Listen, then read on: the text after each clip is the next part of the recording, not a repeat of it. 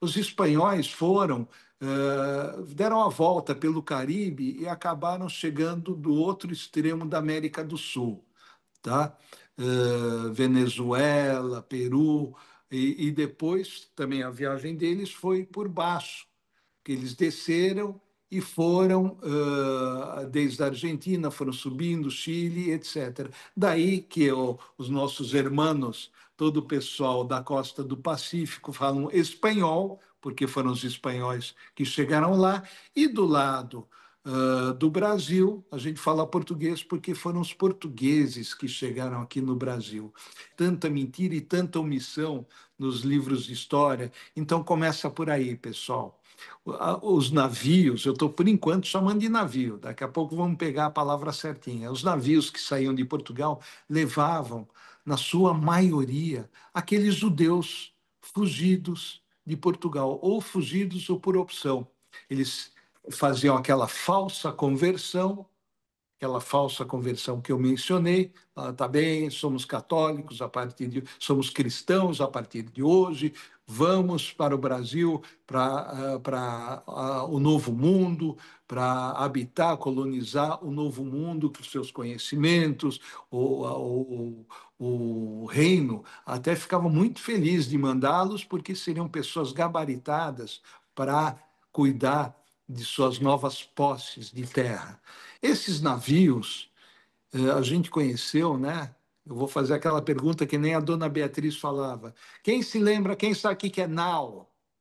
Quem sabe o que é nau? Você sabe, Damares, o que é nau? Uma Ah, nau? não, é uma caravela um pouco maior, né, Uri?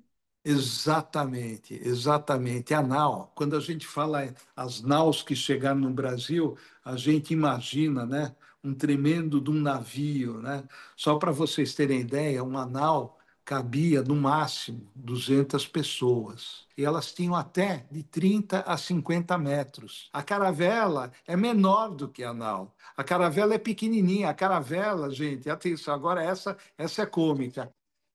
A caravela ela tinha 30 metros. 30 metros, faça aí a conta, você sabe o que é 30 metros. 30 metros não é nada, é uma caravela, aqueles desenhos que a gente vê das caravelas chegando em Porto Seguro, eram barcos de 30 e cuja população também, a população chegava no máximo dos máximos, em 50 pessoas. Nesses barcos, eles fugiram ou foram enviados para o Brasil. A gente tem em mente esses navios, quando a gente fala um transatlântico, um navio que viaja pelo Oceano Atlântico, um transatlântico. Hoje em dia, um navio desse carrega 6.000 pessoas no Porto de Portugal. Ocorreu de 20.000 pessoas chegarem no porto com a ideia, com a promessa, idealizando que iriam partir dos portos de Portugal. Continuando o nosso livro de história, o verdadeiro, né, sem omissão, contando as coisas,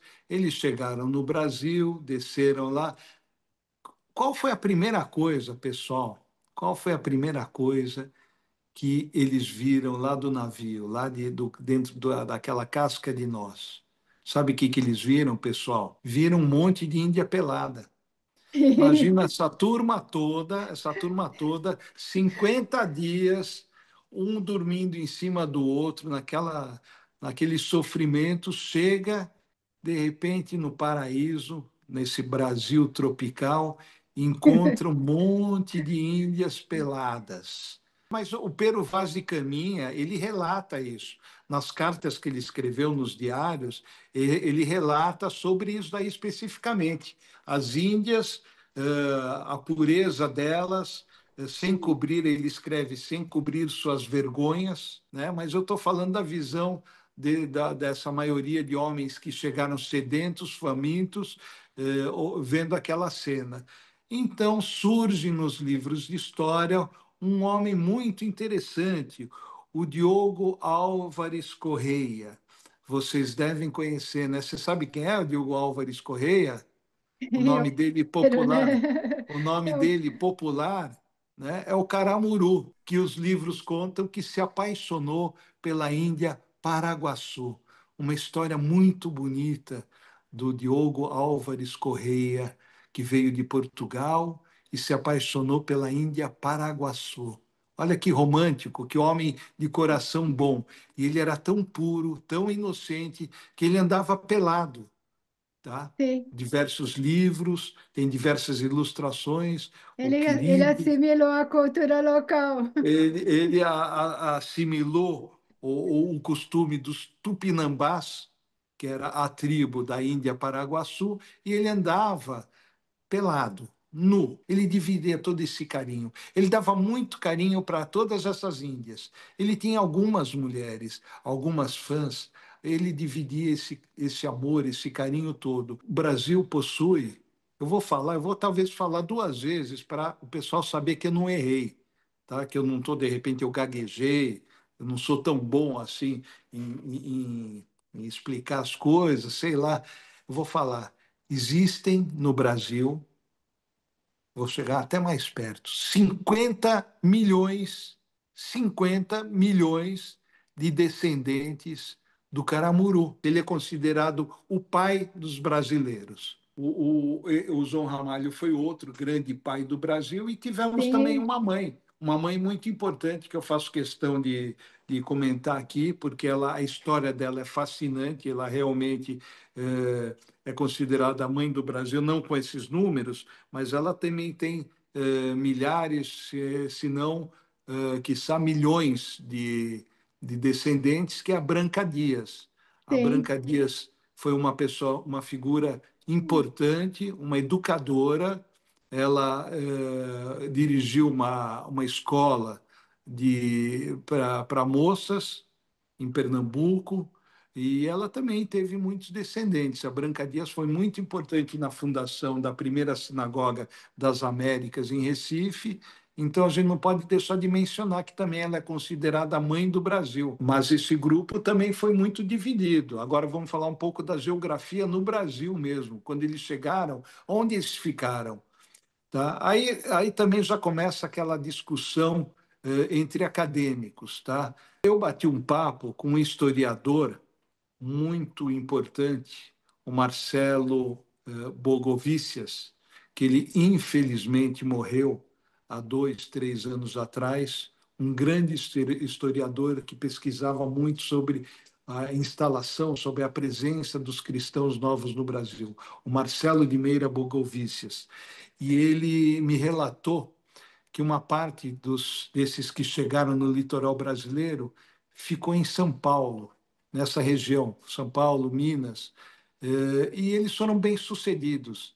Eles foram fazendeiros, eles se desenvolveram muito bem nessa região. E quem são eles? Eles são nada mais, nada menos que em São Paulo, a gente no Rio, a gente conhece muito bem essa expressão, os quatrocentões de hoje. Quando a gente fala, eles são os quatrocentões por quê? Porque 4 séculos os separam disso daí, desses acontecimentos. Me contou que o trabalho dele foi muito combatido. O pessoal não gostava. Os quatrocentões, quando ele se aproximava para fazer uma pesquisa, não queriam essa aproximação. Eles mudaram de vida. O passado deles, como judeus, ficou para trás. Eles não querem, não, eles frequentam a igreja no domingo, eles não têm por que retornar para aquele passado. Eles abdicaram daquele passado. Em contrapartida, inúmeros, muitos mesmos, judeus que desembarcaram no Brasil, desculpe, judeus não, né?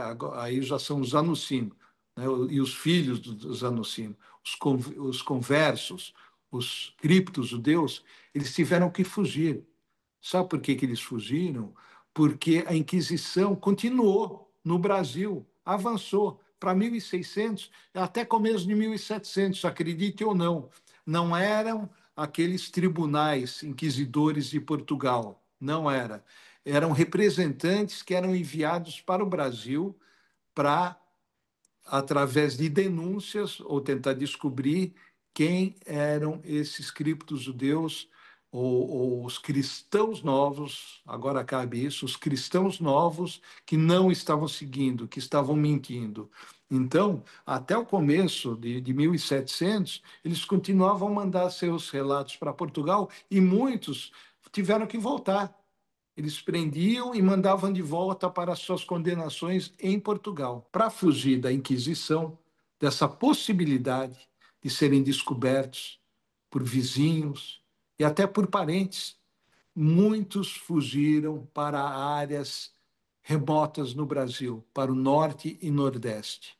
Foram para a Bahia, para Lagoas, para Pernambuco, para o Rio Grande do Norte, para Paraíba, na Inquisição, e existem documentos, vocês vão ver agora, está sendo exibido a imagem dos documentos, tá? Escrito pelo punho dos relatores, está escrito que fulano de tal foi condenado por seguir a lei de Moisés, tá?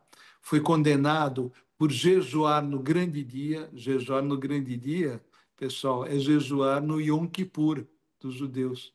Imagina só, eles escondidos, e havia essa possibilidade de serem dedurados. Tá? Na Inquisição, o pessoal se valia muito de deduragem, de perguntar para vizinhos e até para parentes. Muitos parentes eram questionados: o que aconteceu com fulano de tal, seu primo, seu irmão? E o subterfúgio, a ideia deles é falar: olha, eu perdi o contato, não sei se voltaram para Portugal, não sei se foi para o Brasil. O pessoal que queria se safar e preservar seus parentes inventavam essas histórias que não tinham mais contato. Mas muitos foram pressionados para dedurar e indicar seus parentes que não eram efetivamente, não haviam se convertido e permaneciam como com as práticas judaicas.